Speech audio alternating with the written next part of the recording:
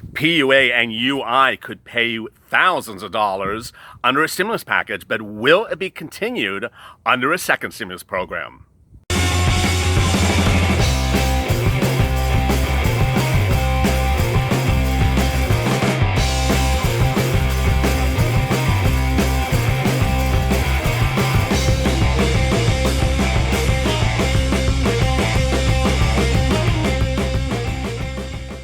Hey everybody, this is LALATE with a second stimulus check and stimulus package update. Thanks for tuning in. This is one of 3 stimulus package updates for today. Earlier today, we delivered a really great video, our first, about the stimulus check itself, when you should get it, how much you'll be getting, whether it's $1,200 or $2,000 for 6 months. Later, we detailed new lending instruments and new data that shows the Federal Reserve has $2.3 trillion to give you and has already allocated it in a second stimulus package. But let's get right to your PUA and UI questions. As you know, that is always our third stimulus check video of the day, and I'll be answering them shortly, but a lot of viewers asked me overnight to go through PUA and UI slowly, and this is separate apart from those terms that we went over yesterday, and they wanted me to go over how to apply the application itself. Even though this channel has done it before, a lot of you are brand new, so I'm going to do it right now. When you apply for PUA or UI, you need to know which one you're applying for, and you need to know where to go. First of all, the place you go is your state's unemployment website. It's all administered on your state's unemployment website. You go in there. Most states require you to apply for UI first and before you do PUA. There are 2 types of viewers to this channel, and let me slow it down again. There are viewers who are W-2, that work for Macy's, that receive a W-2 check. And when I say work for, I mean currently used to work for. Obviously, you are currently laid off. The other type of person is a self-employed individual, or a person who has their own business that has an LLC or a corporation, or they're self-employed. What you need to do is in most states, you have to apply for UI first and determine eligibility for that. If you are an independent contractor, if you're on the right side, on this side, the camera's reversed, as you know. If you're a UI person, independent contractor, self-employed, you need to apply for UI first and get denied before you get PUA. If you are an employee, a W-2 or a former employee, you apply for UI. Now, let's back up and let me slow that down even more. Viewers have asked, am I PUA and UI? Can I be both? No. To be PUA, you must be ineligible for UI. UI is unemployment benefits. So to get PUA benefits, you must be ineligible for UI. Before I continue, I did this in the last 2 days of videos, but I'll repeat it again. The $600 from the federal government per week is not PUA. I'll repeat again. The $600 from the federal government is not PUA. That's not what it is. It's FPUC. So please do not get that confused. All right, so you're sitting here, you've not applied for PUA or UI, and you don't know how to do it. Well, first thing is you go to your state's unemployment website. Okay, so you go there and you usually set up a username and password. You go in. Then some states have 1 application for everything. Some states have 2 applications. Some states require you to do the UI, and then you wait for whatever that processing is before you do the PUA. Some just do it together. Every state is different. When you go in to apply, you need to see whether or not it's 1 application or it's 2 applications. It'll actually show it on the website. In the case of some states, you have to do the UI application first. Now, if you are an employee, remember, you're only one or the other. You are not both UI and PUA. You are never UI and PUA. You're only one or the other. So if you are going in and you think, I'm watching this guy, I'm clearly UI, then make sure you focus on UI. If you are PUA, make sure you focus on PUA. And here's where I want to help you. And this is the most common error when doing this. If you are going through the application as an independent contractor, and it asks you who was your last employer, you do not put your LLC. You do not put your incorporation. You do not put yourself. That's not how the form is asking the question. Yes, your LLC may employ you. Yes, you may pay yourself through your LLC. That's not the way the unemployment websites are set up. When they ask the word employed, employment, or employer, it is only a W-2 situation. Employer, Macy's. Employment, working in the Macy's makeup department. Employee, you.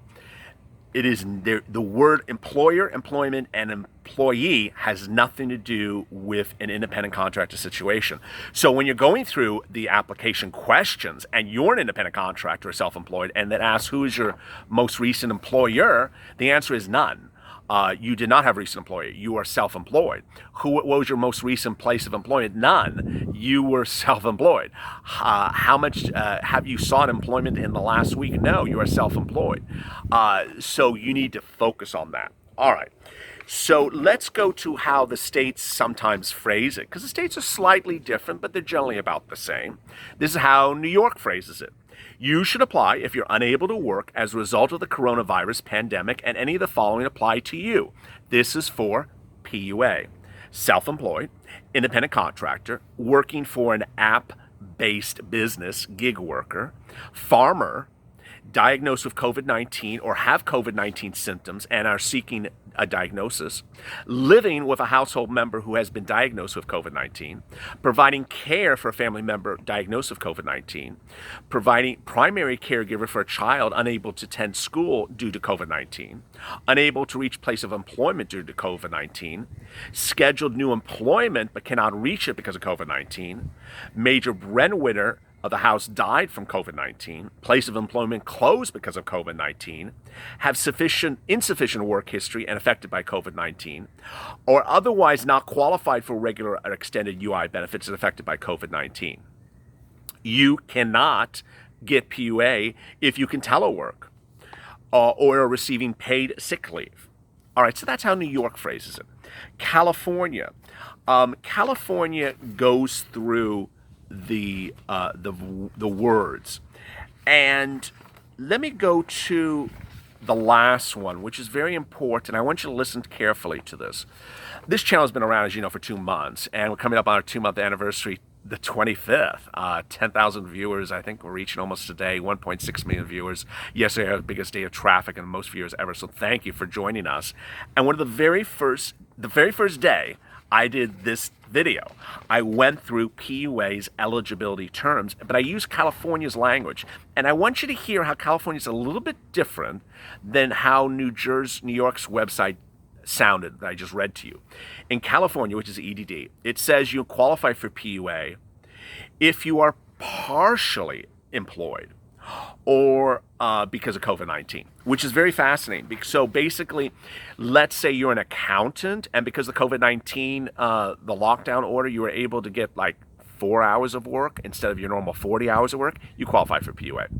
So partial unemployment is a ground, because of COVID-19, is a grounds for PUA eligibility. Next, after your account is set up, and what do I mean by set up? Let me back up. After you go through the application process, the following will happen to you. For UI, if you are really a Macy's employee, a former Macy's employee, then you'll get accepted to UI. You're done. Do not think about PUA ever.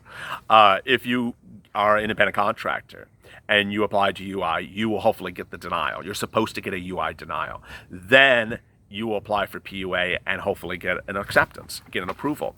What you'll then show in your portal, and boy, I got this question a lot yesterday, is that your eligibility window is from this date to that date. Now, when you go to apply, you need to indicate the date in which you're impacted due to those eligibility grounds for COVID-19. So if it's something like you got COVID-19 and you just got it yesterday and you were never impacted by the pandemic until yesterday, that's your date.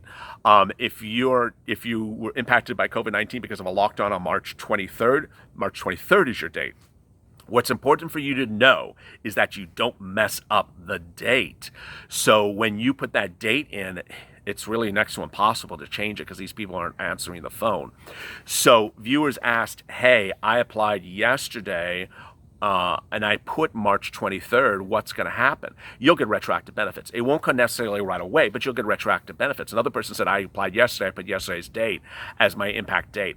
You're not going to get benefits back to March 23rd. You're not going to get what's called retroactive benefits. So your eligibility window will be from that date that you put, if it's March, to December 31st. You're in a window of eligibility. What happens after that is then you are asked to certify for payments every week. And boy, I remember the videos like the first week of this channel. Everyone said, oh, I got approved for PUA, but I haven't seen any money. Why haven't I seen money? Where's the money? I said, did you certify for benefits? And they're like, what's certify for benefits? So yes, this is what's so really weird, is that when you're approved for UI or PUA, you're not done. You have to certify for weekly benefits. This is what California says. After your account is set up, you must certify for your benefit payments. Certify is answering basic questions for every 2 weeks that tells us you're still employed and eligible to continue receiving benefits. Usually, about a week, you'll start receiving your first benefits. So what does that mean? It means that just because you're eligible for PUA or UI and your claim has been approved, you have to go in and answer a series of questions. And when you answer those series of questions, then you're done for that week. It'll say, hey, you're done for that week. What it'll show in the processing window is a week. It'll show something like a week starting March 23rd, and it'll show processing, which is great. That means you've done it. You're good. And then it'll eventually say paid. Until you do that, you're not going to get paid for that week.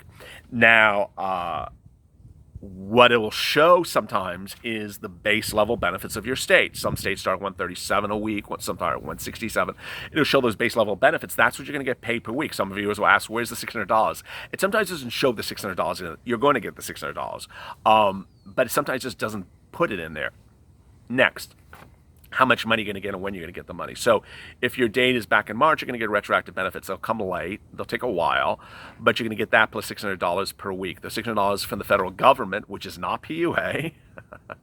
The $600 from the federal government, FPUC, is for weeks that are impacted by COVID-19 from March to July. This channel believes that that week of July, which is in the CARES Act, the March bill from members of Congress, is going to be extended when members of Congress reconvene in July. So I really do think you're going to see the extension of that. Let me answer some of your questions now. 59 of them. Wow. Robert, I'm in Florida. Been waiting for a while. Finally got my back pay. Kevin Lee, sounds like I should be getting FPUC and UI, taking care of family member. Yes, you should. FPUC is the $600. And Kevin, I guess he's saying UI because he's an employee. Ken, that was the best explanation I've ever heard. Bravo, big fan. Thank you, Ken. Mostly good stuff. You can get PPP and PUA in the same time in 2 ways. I'm not going over that. Kuzamon, happy anniversary. Thank you. It's coming up. Win Nelson, I've been waiting 2 months, still nothing, but it broke down. But you broke it down good. I understand it now. Thank you.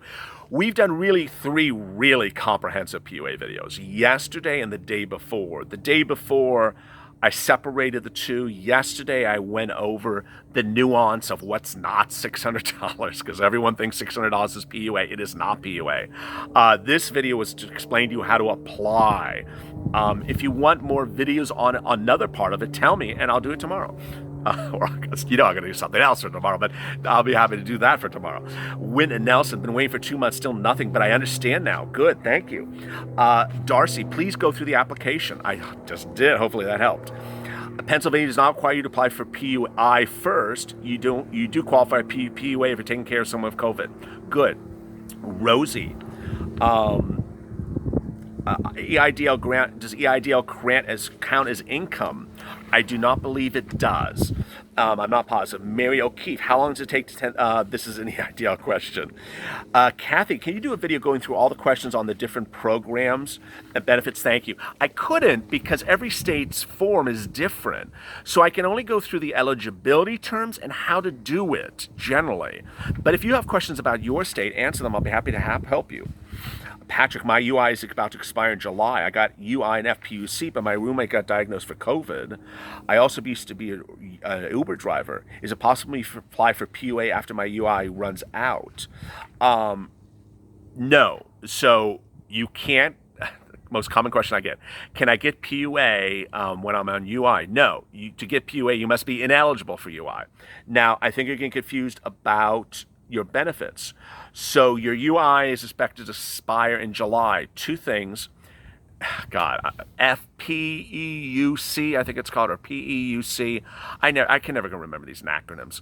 Extends your benefit weeks beyond the normal UI benefits weeks. So the CARES Act gave you additional weeks of benefits beyond your normal UI benefits. So make sure that that's what you're looking at. Next, your states are extending the number of weekly benefits beyond their normal UI weeks. So that's also good news. Toshiba, can you go through EDD's website? Just did. If you have more questions about EDD, I'm happy to answer them. Jacqueline, I live in Tennessee. I work for a company from Pennsylvania. My last job was in Tennessee when I was an employer. My question is, why would see back pay from them if I applied in Pennsylvania, or will they start paying when I pay Tennessee? That's all that date of impact. So what is your date of impact? That determines whether or not you have retroactive benefits or not. So to recap, and I know this is always a lot of information, and I try to go slow on these PUA and UI videos because they are so confusing. You're either an employee, a former employee, or a former self-employed individual. If you're self-employed, you're PUA. If you're employee, you're UI. You cannot get UI and PUA because PUA requires you to be ineligible for UI to get PUA. The $600 from the federal government is not PUA. It is something else. It's FPUC. It goes to both UI people and PUA people. So a lot of people 3 days ago, who now no longer repeat it because I've explained it to them, said, hey, I'm on UI and I'm getting PUA as well. I'm getting that $600. No, the $600 is not PUA. You're doing everything right. So if you are an employee and you're getting UI benefits and you're getting $600 a week, you're doing it right. If you're a PUA person and you're getting your PUA benefits at $600 a week, you're doing it right. If you are getting $167 times 2 and $600 times 2 every single week, you're going to jail. It's as simple as that. You have double dipped. You have gone into the system twice. You have gotten money from both mechanisms. Finally, and I don't think I've seen it today's comments, but I saw it, maybe a week ago. Someone said they were approved in their state for both PUA and UI. Boy, that is a hot mess, and that is a real big issue of trouble. So be careful with that. If you have questions in today's video, drop them in the comments below. This is one of 3-second stimulus check videos coming up. 2 EIDL videos, one about grant and one about loan. Loan first and later grant. As always, stay with LA for more.